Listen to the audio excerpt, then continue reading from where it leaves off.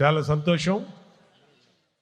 విజయవాడ ఉత్సవ్ పేరు మీద పార్లమెంట్ సభ్యులు అలాగే అందరినీ కలుపుకొని సెలబ్రిటీసు అలాగే ఇండస్ట్రియలిస్టులు, బిజినెస్ పర్సన్స్, విజయవాడ నగర ప్రముఖులు అందరినీ కూడా కలుపుకొని చేసే ఈ ఉత్సవ్ మరి ఇది ఒక ఫస్ట్ టైం మనం చేసే ఈవెంట్ ఇది.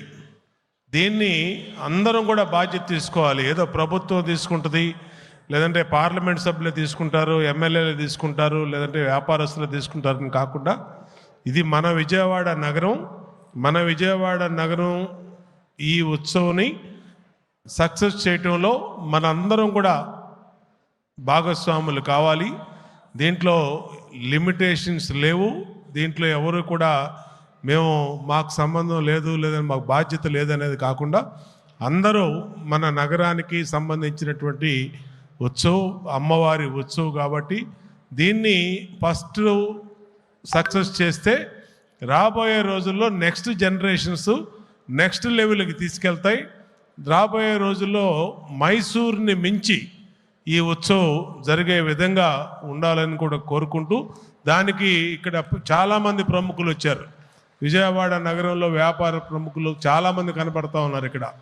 దయచేసి మీ అందరి సహకారం కావాలి. మీరందరూ కూడా కోఆపరేట్ చేస్తే, దీంట్లో మీరందరూ హార్ట్ఫుల్గా ఇన్వాల్వ్ అయితే ఖచ్చితంగా ఇది నెక్స్ట్ లెవెల్కి వెళ్ళిపోతుంది. దాంట్లో ఎటువంటి సందేహం లేదు. విజయవాడ నగరవాసులకి చేతకానిదంటూ ఏమీ లేదు. ఖచ్చితంగా మనం చేయగలుగుతాం.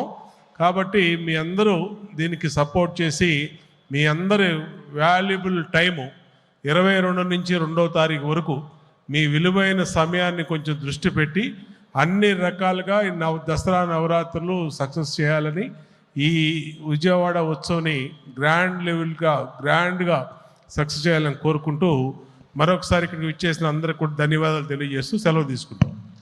ధన్యవాదాలు సార్.